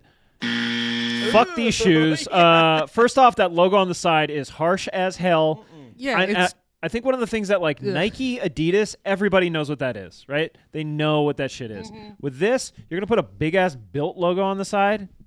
I'm not into it. But like you look at these, they did put the TCX logo on the side, but it's nice, it's subtle. It's just like not- embossed just- though. It's Yeah, they embossed, just- or it's stamped or Yeah. whatever, right? Or Yeah. burnt. Yeah, it's like, but it's not Yeah, like it's like filled in. tooled Yeah, leather. that's too much. This looks cheap to me. This looks. I'm not into it. They probably are great shoes. At least I hope they are because they're $260 at retail. Jesus. Uh, What are so they made out hard- of? Harder Well, I will no. say, and like I didn't pull all the data on them because like who fucking cares? There's but some science that went into these. now this is a thing where like again, if we're talking 260, I'm getting the boots over these. Like Oh, I'm not same. paying this Yeah, much money I'd for get these those, shoes. The TCX boots. Yeah. Again. I'd go back and get those if we have to choose. So Yeah, no, speaking they of look boots, cheap. I showed off my free engineer boots that I got with my latest motorcycle. Mm-hmm. We're gonna go with the engineer style on these. These are another TCX. I will also say that TCX is not a Revzilla brand, but Revzilla sells a lot of TCX stuff. These are the Fuel WPs. I was gonna make a joke before about like it sucks that they're putting WP in all of like the motorcycle shit because for a lot of people that means white power. Oh boy. And Oh, like I I, didn't don't know think that. you should have a motorcycle company and not be aware of all this shit. yeah, like maybe. Anyway, these are also available in black or vintage brown, and you can see here they have the classic engineer boot like buckle, which allows, if you notice, on I will say over here on the right one, it looks like these do have a zip as well. So there's like Yeah. a little cover here. Yeah. So I don't think that you're going to be using this buckle a lot. The buckle historically has served the purpose of allowing the boot to pull tight to your foot. So when you're clomping through mud, it's not going to leave your boot in the mud and your foot comes out. Okay. Gotcha. You do see another buckle at the top, which I think is also nice. This is a feature that my engineer boots do not have. And it's fucking weird because the cuff is so big at the top. I don't like mine. I think if I was in the market and I wasn't going to spend $550 on some whites, I might consider these. I'm going to say it's a get it for me. Nick, let's go to you next. I feel like with the engineer boot style, I would have to go with like a premium company. Mm-hmm. Like I'd have to get like those Wescos that they make right up the street. So this is a forget it for me. Like I'd be getting them mostly as a fashion item, and I would want them to be the best possible leather, like the best. No one's construction. impressed that they're like ready to get on the bike. They're more like, yeah. I No, don't they're know. more just a really nice piece of leather. Yeah. That's on my feet. So yeah, that's for me is forget it. All right, Bjorn, you said that you're not super into a really high boot. I will say that these look to be about an 8, maybe a 10 at the very most. What do you think about these? I really like the extra protection on the toe for like shifting. I love the zip. I also want to call attention to the little like thing on the back of like I don't know, the Achilles tendon area of your foot. It looks like that like adds a little extra flex. There's like a little pleated section. It's like I don't know. It might be a relief thing that allows you to like kind of actuate your ankle a little more. So yeah, for like shifting for like an actual purpose. And it looks like they got the little. I know TCX has like I was on their website. They like they have like a bunch of technical things for your ankle bones, and it looks like they've got them on this. I do also like the little buckles on here, so this is definitely a get it for me. Get it for Bjorn. This could be in the future for you. I'd probably go vintage brown if I'm gonna go. Well, is it gonna rustle your jimmies at all if I tell you that these are gonna be $290 at retail? No, that's about what I expected. I was thinking like maybe 300 is what I think for a good pair of boots, you're not getting out of there for less than $250, and yeah, you don't want to pay less than $250 for good boots. yeah, because they're not going to be good. All right, so now this is number 4 of 5. We're getting into 5 of 5. And what I'll say is this is like the true hybrid of a lot of things that we've talked about. Next up is from Alpine Stars. Very different. These are riding shoes. These are the Faster 3 Ride Knits. Ignore the notes there. These are actually available in kind of a wide array of colors. I try to pick a good selection here. On the left, you have more of kind of the straightforward black. As you can see, very prominent Alpine Star branding on these. And I think as you move your way to the right, the ones in the middle are kind of like they lean into the ride knit. I think that they have more of a texture that you would see similar on like a Yeezy or something like that. And then finally on the right-hand side, like those to me just kind of look like Jordan 4s to a certain extent with the colorway, with the silhouette. They go a little higher, obviously. They have the big kind of like strap in the front. But with our resident 4 expert, Bjorn, what do you think about the Faster 3 ride knits from Alpine Stars? So I actually did look at these when I was buying these because they're right in that same zone. They look a lot like here's why. They look a lot like cross-country ski boots to me. Okay, and I'm not into it. So this is definitely a forget it. Some kind of like cross-country ski boot with like a wrestling shoe or something. Definitely has a little bit of wrestling shoe vibes. I just see like the reason I went with the TCXs is because it's like I'm gonna be in town and I want to maybe go to a restaurant or something like that, or I want to be able to hang out in them and not look like I don't know what I'm gonna like I'm gonna race or like this would look ridiculous on my bike. It's all black with like it's totally blacked out, and then like you could, but it just didn't work. I have an Alpine Stars jacket that I want to talk about at some point, but go ahead, Nick. I like these, but these definitely feel like these look like race driving shoes to me. Like I think Alpine Stars makes those. When I was in college, we did like the Formula SAE car. We drove that around, built that. And so we had like driving shoes. And so for that reason, I think these are cool. But I totally get what Bjorn's saying. Like with the kind of bike he has, you can't wear these. I just can't. These, you have to have... Well, here's my question, You have to have a sport bike to wear these. If you had a sport bike, would you be into them? Yeah.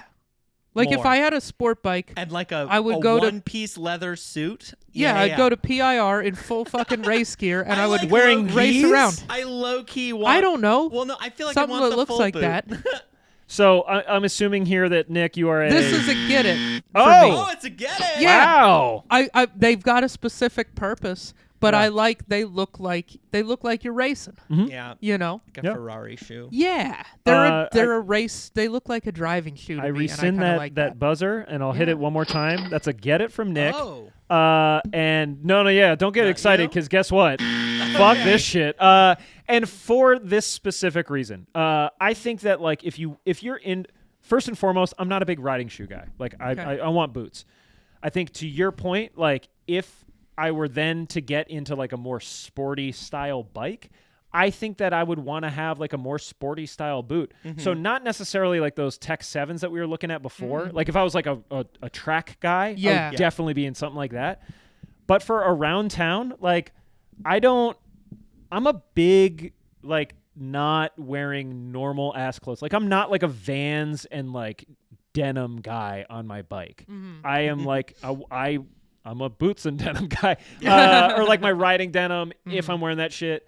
I don't think that there should be like a huge Venn diagram crossover of like street clothes and motorcycle clothes. I understand that it happens, but for me, this is just kind of like the middle ground that I would rather just wear like straight up sneakers or boots, and boots being like either those TCXs that we looked at, the ones that I have, or a more techie like. There's so many that have all of this tech in it that like look cooler. Like they've got like some Vans ripoffs. They've got some Jordan 1 ripoff thing type shoes. So what is the value riding of shoes. these? Well, I'm Why glad you would you- asked. $189.95. No, A little cheaper. Okay. No, Oh, but what like, is- what's the utility of these? The utility is someone who wants to have because these are the most sneaker-looking Yeah. shoe The Okay. Alpine that we've Stars. looked at.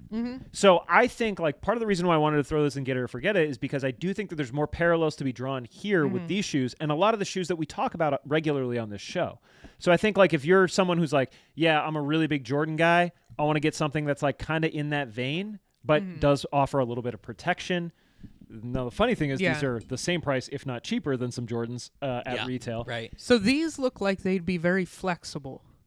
Is that wrong? I think you would be surprised at how Okay. rigid Yeah. these are. And like Okay. you can check out Bjorn's TCXs later, but these are going to provide a much more riding experience than a sneaker experience. And that's part of the reason why they're more expensive because like Alpine Stars doesn't make sneakers, man. They make riding shit. Right. And they also aren't going to make I looked at some TCX stuff before and yeah, like you can get it for like $60. I think that's going to be one of those things where it's like you can buy those. You might want to spend some more money though. And I think this is what that ends up looking like. Okay. And I think it's just a little more loud with like colors, like they're a little more playful. This is more in your face than I think a lot of the more like fashion forward, either leather shoes or leather boots that you're going to see. So, Okay. yeah, very interesting. You get it on these. I think that like if Well, I these saw somebody to me look technical. yeah. To me, these look like they were built specifically for some kind of specific kind of riding. Yeah. And like, am I wrong? Like, would these be the best for any kind of motorcycling? I don't think so. Okay, so these are built for looks. I think so. I think like any type of competitive motorcycling, Yeah. you're gonna wear competitive gear. You're gonna wear more of those like No crazy one's showing up to high track boots. day wearing these. Okay. No What one. would you wear if you were racing at like if you were at Portland International Raceway like Race boots. So, like those the sevens or whatever? those I wouldn't be surprised if you saw people in those. I'm gonna try to Yeah, very find some quickly. like cool race like. I like these because they look technical. They look like they were made for some kind of riding. Yeah, But if they're not, then maybe they're. no, I mean they're money. made for riding in the sense that like again, if They're a you motorcycle are, boot, but they're if you not- want to ride around town wearing those things, you can. It's debatable okay. about whether or not you should, but while Bjorn has stepped out, I'm gonna give you some dead air. Bjorn, Yeah. you can go ahead and cut No, all this but out like, later. I feel like what I want to see now is like what's the since this is not like riding a bike, your goal is like to ride the bike the best. Mm-hmm. And so your gear maybe should reflect that more than it should reflect fashion. Like what boots are the best boots for riding a motorcycle? There's so many different types of motorcycle riding that's a very difficult question Okay. to answer. So Like, I'll narrow it down. What's the best boots for like motorcycle race riding? Like the Isle of Man Tourist Trophy. What are they wearing in that? I am not the most informed on that, so I like. Because that feels like the most extreme version of motorcycling. I think that's the biggest like risk reward. Yeah. Let me like so see. that would need the most specialized gear possibly. I think that you wear that gear not because it's specially designed. It's again you wear it for the slide, not the ride. It's more for like the protection it offers. So you just Yeah. need boots that are gonna really protect the hell out of you when you're skidding across pavement. So it looks like Alpine Stars is like a big. Where was this? Well, it's sliding across pavement, but it's also just like protecting you from a drop as well. So there's a couple different companies. We've been talking about Alpine Stars. These SuperTech R boots. I'll pull them up real quick. And I'm just gonna give you the full on like. So these are like $500. Okay. And $500 is what like a like toward the top end of ski boots is 500 to 1,000. I think with these, they're going to be a high quality boot. They are going to perform well. So they're going to offer a lot of protection, but probably be a little lighter weight. Probably, like they probably, once you get into like the really high end shit, weight savings is going to be part of it. It's something that I don't think anybody should ever concern themselves with until they're literally losing by like hundredths of a second. Like the boots aren't going to make you faster, man. Yeah, they will, bro. Fucking dude, anything carbon fiber, dude, you go fast. These boots add 4 horsepower. This is one of them. I don't know how to say this company's name. I've only ever seen it. It is Italian. Dianese, and I think I'm putting the A at the end because it's Italian. I've never tried to say how's it spelled? It's Dainese. Those are Alpine Stars. These are from Dianese. Yeah, Dianese. Yeah. We might be being racist right now. I don't know. They No, have this I'm funny Italian, dude. It's okay. Okay. Yeah. It's okay. They're Nick's whites. Be racist to them. Who Recently, cares? yeah. This is another company that just like they're all over the place in motorcycles right now. They make a ton of like leather race kits and Those stuff are like nifty. that. Yeah, they're cool. And this company makes like very kind of like they do a lot of like all black stuff. You'd see a lot of that logo, this little like weird fox, at like a track day out at PIR. Oh, okay. So cool. anyway, that's an idea of like what you're going to see on like a track day. Now, motocross stuff is different. I think like supercross stuff is different. There's a lot of similarities though, and it's just going to be like really rigid, protect you again from like drops and crashes, and then hopefully like make it so that you can get up and either get back on your bike or race, very soon and not be like, I broke both my ankles because I dumped my bike. You want the bike to break, but not you. Yeah, exactly. So. All right. Yeah. Anything else? Bjorn? There's one more thing. I just want to say this. This was like this was this advice that Terry gave me about motorcycling, and then I have applied it to so many other aspects of my life. And then of course after I've like quoted him as saying it, I like read it in like 2 other self-help books that I've like. Or now I'm really curious. Zone. Self-help Terry over here. It's such a, but it's perfect for golf. It's perfect for like any sport. It's just like slow is smooth, smooth is fast. It's like and that was my mantra for like learning how to shift is just go slow and it's smooth. Yeah. And out of nowhere, you're shifting so quickly. And it's when you try to go fast, it gets jerky and you rev up your engine in weird ways. And you just like, also every time now, just a side note, every time now that like some dumb idiot on a sport bike just goes, or like whatever, I feel so self-conscious if I do that. I want my engine to just be like normal, like, and I'm just like, oh, that's like some hot boy shit that I'm not doing at all. Like, I mean, Terry did it one time to somebody while we were on 84, and I forget what exactly happened. I changed lanes, and then they like you were tried in to the close lane, the gap. and they were like merging into you. It was like very slow traffic. We were going like maybe 5 or 10 miles an hour. They try to bully into Bjorn's lane, and I was behind Bjorn. And I have a loud fucking motorcycle, and if you try to cut me off in traffic and separate me from my riding partner, I am going to rev the shit out of my motorcycle and make you know that I am there. And I heard him through my helmet, and I was wearing earplugs. Yeah, which is it's the noise thing is I have loud bikes, and I like it, and I know that people don't. And guess what? Get the fuck over it. Deal with it. Deal with the 4 to 6 months that you might hear my bike. And then get mad at the trash guys, get mad at the UPS truck, get mad at every other thing in the world that makes noise. But like, you got a problem with my bike having straight pipes? Eat my ass. Go fuck yourself. Like, And I'm not a horny guy for pipes, but I'm just like, yeah, I don't know. It's my thing that I do, and I know that I shouldn't. Yeah. Deal with it. I don't know. I think the exhaust note on like a cool, like, depending on the bike, like That's on whatever your bike 883, is, right? My the Sportster's at exhaust 83. notes sound cool. The 12 that I got is probably going to get straight piped, and like that'll be a little louder.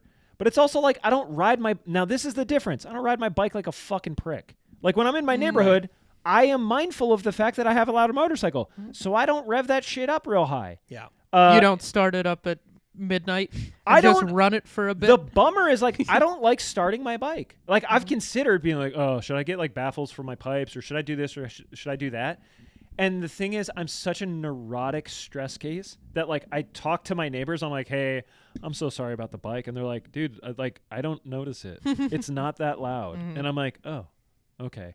They're like, yeah, like all the fucking like Hondas that are all souped up that race up and down our street. We're more mad about that because like they're gonna kill going us fast. Yeah. They're not the like loud like. They're like, your ones. thing is like blah blah blah blah blah blah blah blah. That's fine. Like we're not mad about it. I have one last thing I want to say.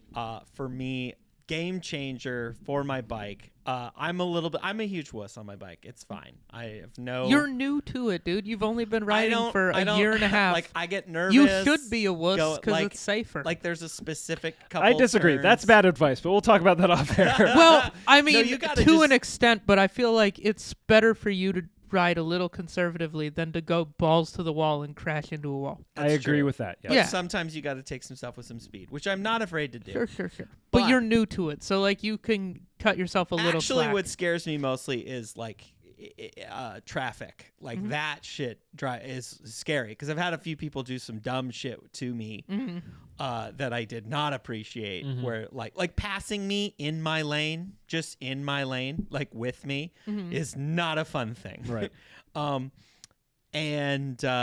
Anyways. But something that was a game changer for me is I started riding with earplugs, like for highway or like if we're going over 55 or over 45, I like to wear earplugs.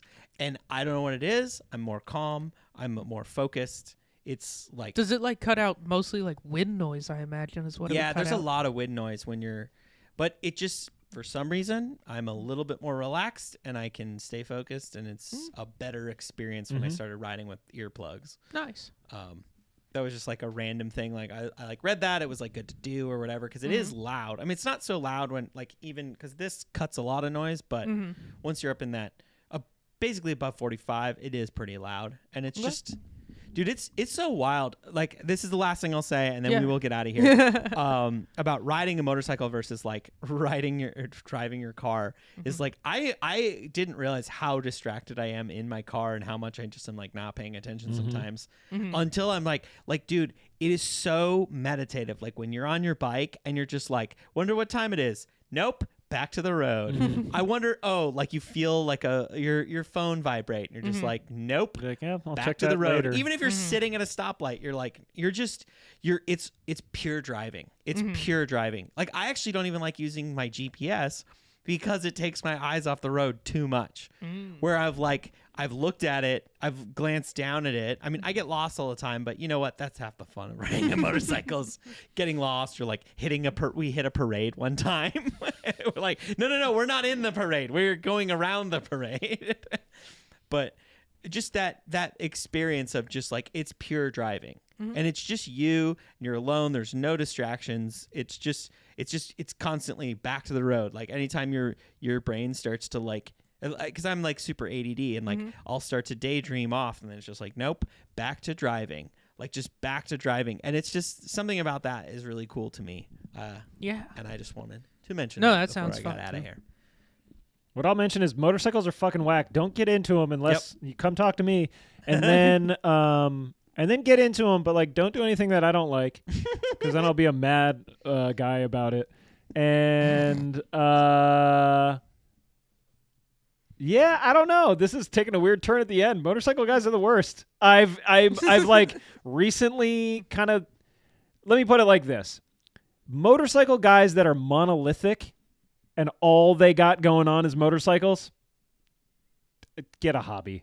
Like, I've been saying lately that like motorcycles have reminded me of like the bad days of skateboarding, and that bums me out because like I honestly I have all these like projects I want to work on. I love riding bikes with Bjorn. I love riding bikes with a bunch of my other friends, but like I feel alienated because I'm not a fucking prick. And I am a fucking prick, but for different reasons. Yeah, like, you're a different kind of prick. Yeah, like, and it's kind of exhausting. So I guess what I'm really saying is I'm going to take back the beginning. Like, if you like motorcycles, if you like the idea of motorcycles, get into it because we desperately need new blood. And I'm so tired of like some of these black hoodie, like Sportster dudes who I just cannot get along with to save my life. And do what you like to do. Don't just chase like whatever is like cool. So if you like a certain type of bike, get that type of bike. If you think that like if your friends are like, yeah, man, get a sport bike and you don't want one, don't get one. Yeah. Like, I don't know. It can be a purely individualistic pursuit. It's more fun with friends is my experience. And I just want more friends. So like if you're cool, get a bike. If you're not, I don't know, start shooting competitive billiards or something. Like, find another dickhead hobby. That's something you could do with a leather jacket on. Very much so, yeah. could. You already got the kit, yeah. So, Nick, anything you want to drop before we get Nope. out of here? Nope, I don't think so. Well, in that case, we'll wrap things up here in the Size 10 studio. Thanks for coming out for the specific moto episode here. We had Nick and Bjorn and myself. You can get our full episodes dropping on Wednesday on Spotify, Apple, YouTube. We got video on YouTube and on Spotify. And then, of course, all the audio podcast platforms have us on there as well if you want to listen in. You can follow us on social media. We're at Size 10 Podcast on Instagram and Twitter. Hit us with any questions. We put up some fun polls. We want to hear back from you. So if you got any ideas for the show or things you want to see, let us know. Hit us in the DMs. And we got a lot of stuff cooking up in store in Portland, but you're going to have to stay tuned for more information coming soon where you can catch some of the boys out around town. And other than that, that's going to do it. We'll catch you on Friday for Off Topic or next Wednesday for the full episode. Take it easy, folks.